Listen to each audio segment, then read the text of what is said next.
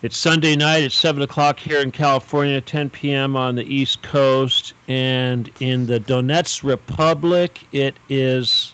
Natalia, what time is it over there where you're at? Hello, Steven. What time is it where you Uh, are? 6 a.m.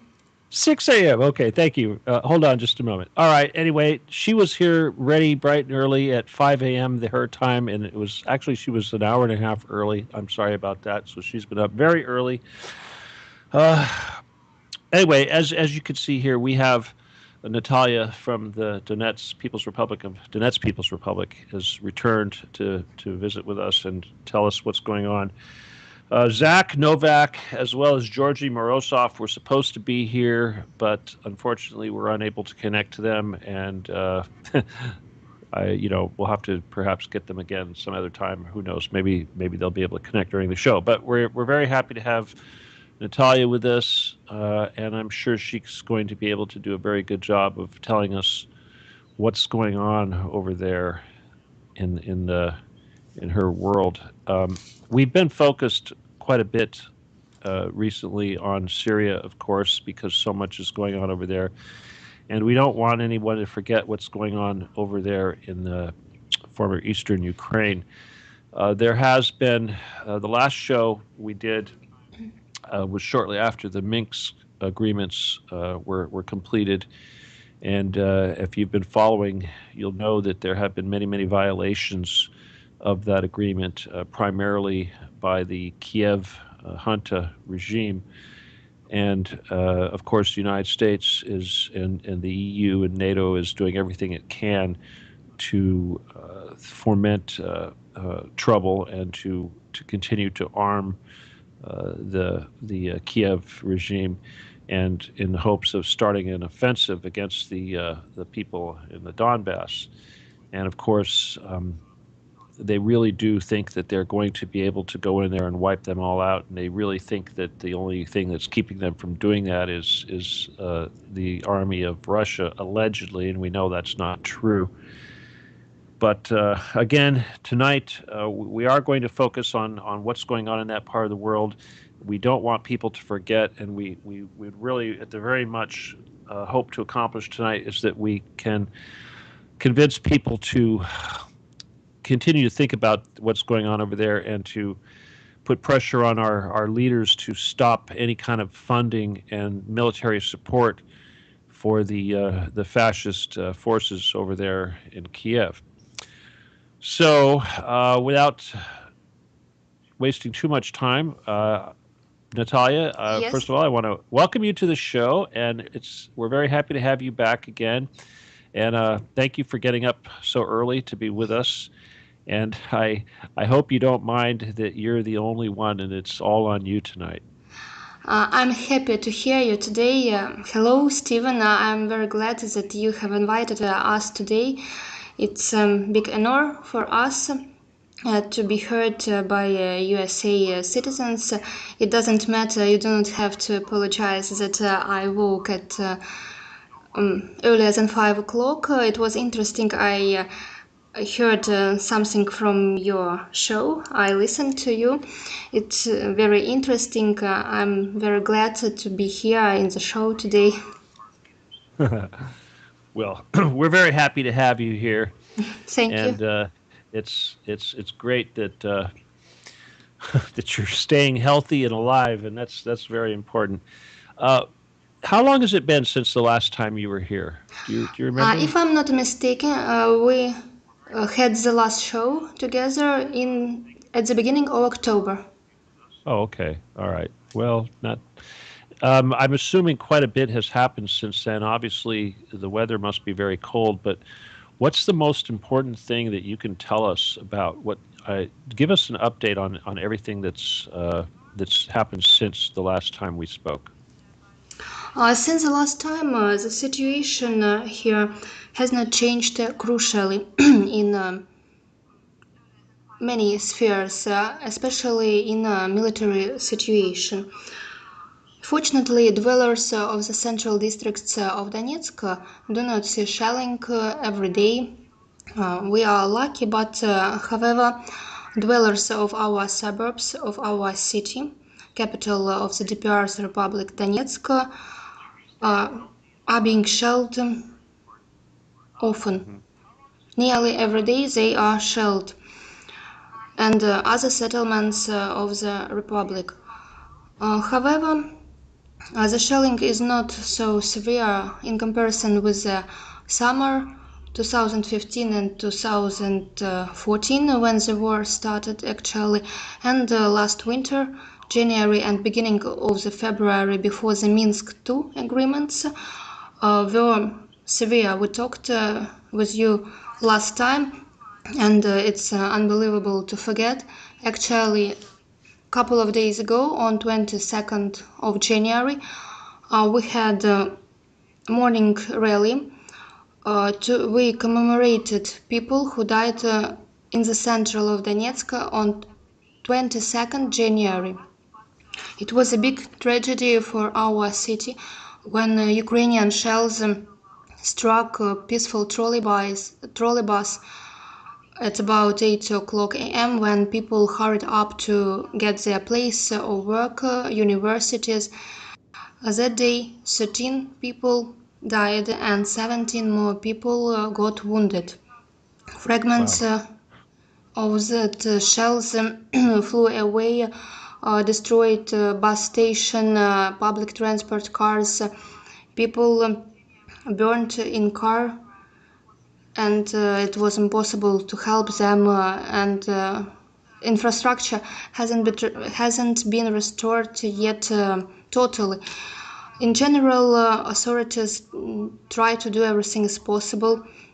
Of course, humanitarian convoys from Russia help us regularly with food, clothes for children, aged people, and building materials.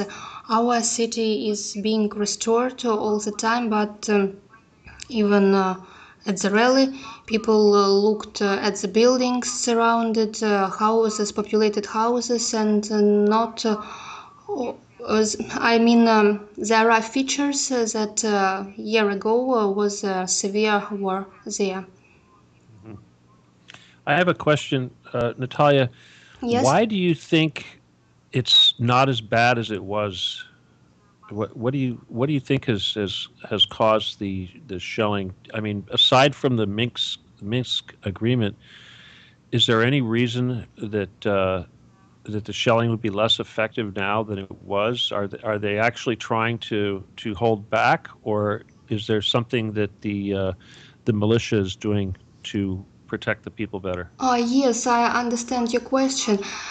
Actually, I'm not adherent of Minsk, and majority of people do not understand this agreements. Ukrainian forces, Ukrainian nationalistic battalions sent here by Kiev junta try everything possible to shell, to make suffering people again here. They bring closer and closer heavy armament. I think, I'm sure that our militias, our government try to to protect people, not to show to people see such horror, at least in the center of cities. But it's impossible. It's still impossible to prevent in suburbs. I mean that it is better. Of course, it's better that our children are studying this year without obstacles as they go to schools. I really impress my sympathies to people who live in suburbs. Children also live there. Schools in Gorlovka are shelled all the time. It's a pity that this town has already become a hero. Such such resistance for so long time, no one could forecast this before. And Minsk agreement, it's very danger, Meaningless. dangerous for us. It's frozen war, and Poroshenko, president of Ukraine, didn't try to hide it, know when. And yesterday he announced openly that he wants to stop this frozen war as soon as possible and to start to act to return back Donbass to Ukraine with all possible ways. No, we understand that he means war, military forces here.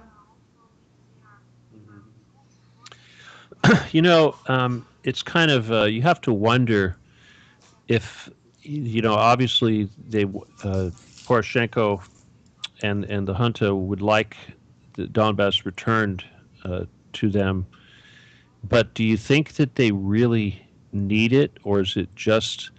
I mean, in other words, I think the Ukraine it has problems, but it can survive very well without the Donbass. So, do you think that there's any reason other than pride that they must have it back? You mean they do not really want it? They do it by order of Western authorities? Well, yeah, I think so, but I think that the Donbass area must be very important strategically for industry and other things, and it's almost like the Ukraine must have it back to survive. But I don't know if that's true. Do you think that that's why they're like that, or is this mostly just because of politics? Of course, Donbass was earlier and now would be strategic area for Ukraine.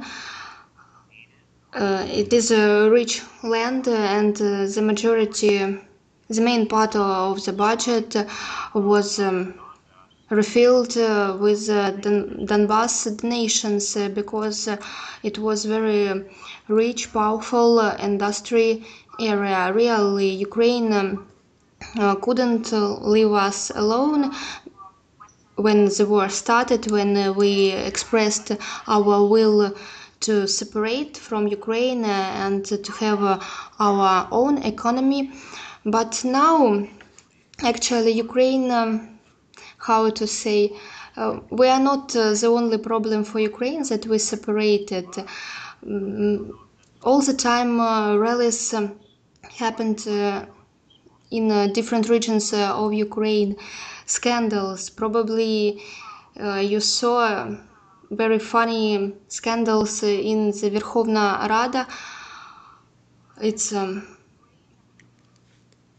some kind of White House, like in the USA. Uh-huh. Officials are quarreling all the time. President lost his influence upon them totally. Also, diseases are spreading so much. Such a strong epidemic of flu is Mm. now. People are dying in Ukraine. Economy is being destroyed. But it would be better to leave us and to start to resolve their other problems. I think that they are going on to make us suffer because they do not have another way, because they negotiate all the time with their Western colleagues. They had several meetings this year, this month. They met such political representatives as Nuland, if I'm not mistaken, Joe Biden. They talked a lot, and after the negotiations, they acted more actively. Mhm. Okay. Let's see. There's a couple things I wanted to ask you.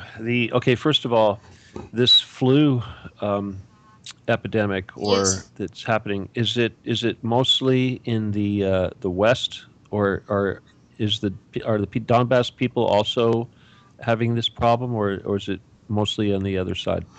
Yes, we have also problem, and our authorities prolonged winter holidays for children, and they were somehow protected from close contact to people, and not so many children got this disease. I have statistics in our republic. Uh, 4 people died because of flu. In south of Ukraine was the biggest amount, more than 20 people. Mm. In western regions also, in one region 5 people, in another 7, and in the center of Ukraine, in Kiev, also were about 10 mortal cases from flu. Well, it's interesting. I should mention, for your benefit, that there was an American company, an American pharmaceutical company in Ukraine that was responsible for developing biological weapons and drugs to be used Yes, we for heard killing this. people. So it doesn't surprise me that you would have problems like that. Okay, what I want to talk about right now is I know over there your job is to work to educate people outside of your country about your You situation. are right. And I know that this is becoming very frustrating because it seems like when the last time we talked, you were asking me what is the how people are educated about this and if people are talking about it and how they are affected. And I had to tell you that outside of the internet and the alternative media, that there's very little talk, very little conversation about the situation. So this is frustrating, and this is why we're trying to do the show tonight. I think is to remind people to focus. But Absolutely agree with you. would would you like to talk now? Right now, you're talking to the English speaking people, and primarily, I want you to talk to the Americans and talk about the frustration of not being able to make people think about this. Should I address to American citizens? Please do. Dear friends, it's very important for us your not support actually, but it would be very great for us if you support us, but to understand the situation here, that Donbass now in a stage of a really frozen war, and that horrible war crimes committed by Ukrainian junta will not stop, and our children deserve for normal life.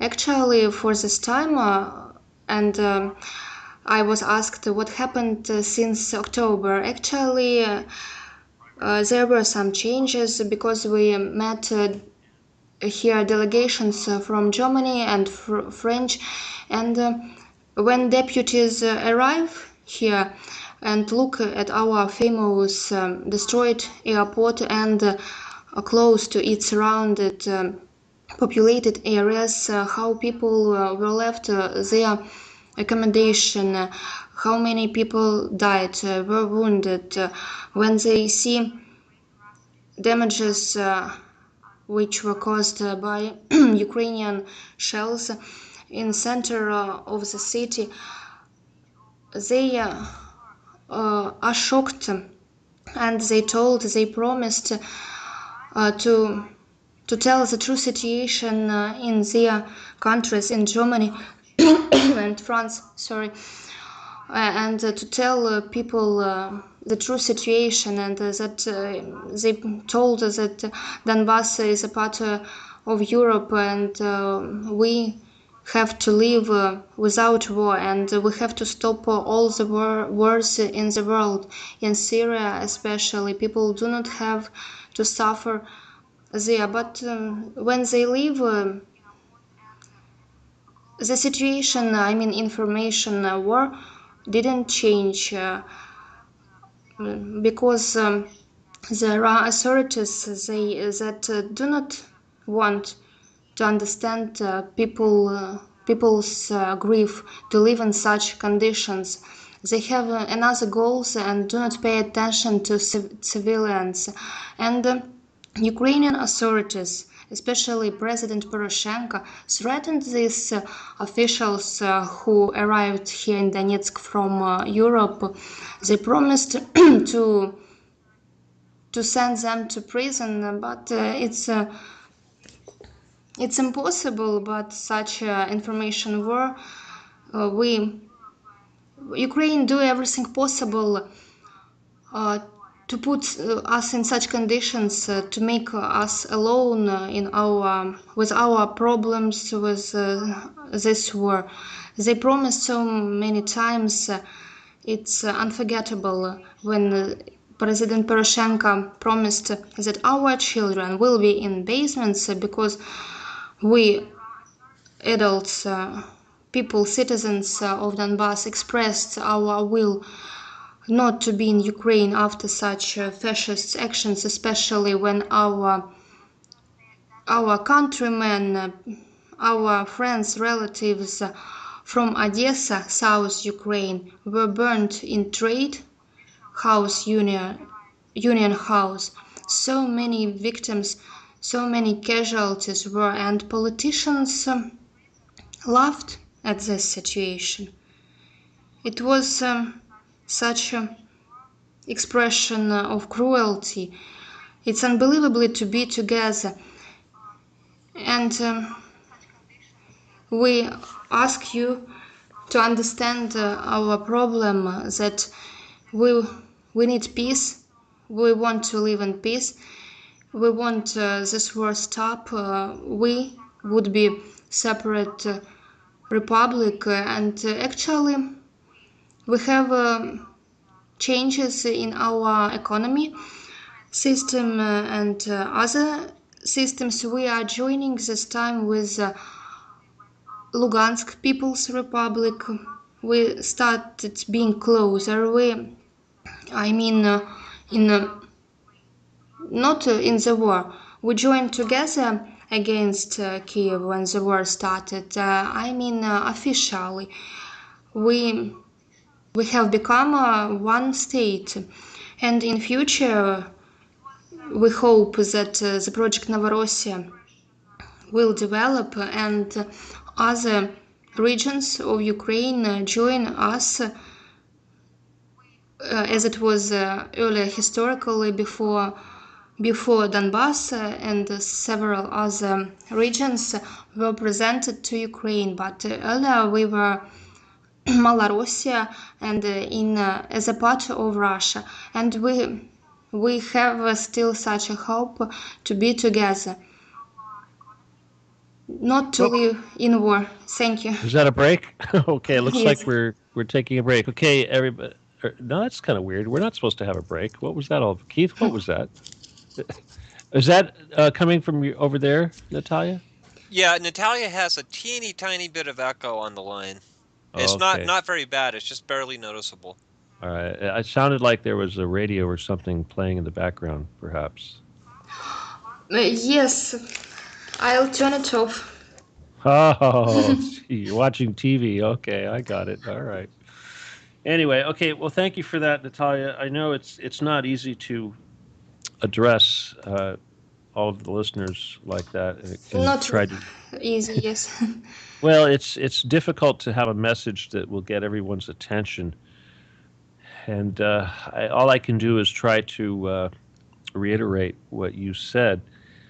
But but the bottom line is that it is cruel, like she said. It is wicked. It is evil, and we are supposed to be good people in this country. We think of ourselves as a Christian nation, somewhat of a Christian nation of a good people, and there's absolutely no way that anybody can justify what's going on over there. The very fact that so much of our money was spent, close to $5 billion was spent just to destroy the democratically elected government in the Ukraine and to give them this Nazi fascist junta that they have now.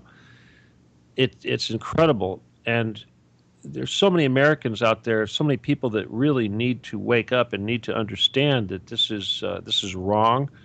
It's certainly not Christian. It's as evil as you can get, and we are truly being led by the dark side, and the people that are responsible for supporting the fascist regime and creating it are the same people that created ISIS and are responsible for the deaths of millions of people. So the bottom line is, I've said so many times before, that this is satanic. These are satanic forces at work ultimately, and there's nothing possibly good that we could say about these people. Their motives are strictly death and destruction, and there's and if they're going to be doing this because there's some sort of economic benefit, well, that is obviously satanic also. So there's absolutely no reason why we have anything to be doing over there. There's absolutely no reason why the United States or the EU or NATO should be supporting these Nazis. We fought Nazis in World War II, and here we are actually supporting them. So either the country has become incredibly brain dead, or we have become a satanic Nazi country. And if everyone is willing to accept that, then they also have to accept responsibility and stop acting like we're righteous, because we're not. Again, I it's only a quarter way through the show, but I'm going to go ahead and let anyone that wants to join us to call in, if you'd like to give some support to Natalia, or if you have some sort of something worthwhile to add to the conversation. And the phone number to join us is area code 928 202 4608. And I'm pretty sure that's going to work. And of course, if you'd like to join us via Skype, you're going to need to connect to Keith. And he's Keith AZ. And as far as I know, the Revolution Radio Skype should also be working, and that would be Freedom Screen. So anyway, if you'd like to join us, please go ahead. I don't think it doesn't look like we'll be getting Zach or Georgie with us. Keith, have you seen any green dots pop up over there on their Skype by any chance? No, I haven't. No such luck. Huh? Okay. All right. Well, that's okay. I kind of wanted to ask Zach about the introduction of the Barrett 50 caliber sniper rifles into the battlefield, and I know that this has been having an effect. Definitely, it's been having an effect on the militia. And I don't expect Natalia to know anything about that, but what else would you like to share with us, Natalia? Tell us a little bit more about your office and the responsibilities that they've given you, and Okay. do you feel like it's working for you? Do you think that you're making progress? That I'm making progress? Yes, with us, of course. With you? Or at my Well, office? with the world at large, has do you feel like your efforts to educate the world about your situation in Donbass, do you think it's gotten any better, or what? Tell Uh, me about it. yes, it's getting better, of course.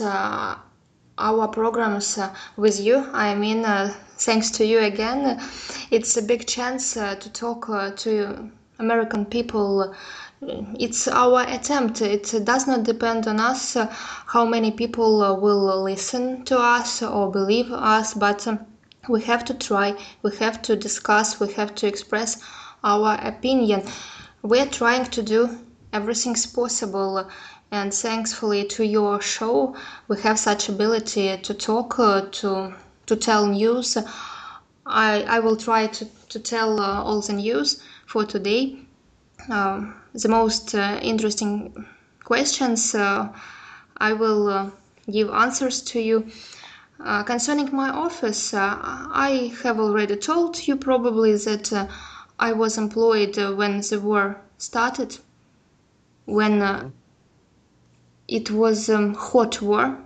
I was employed after summer 2014 at the beginning of September.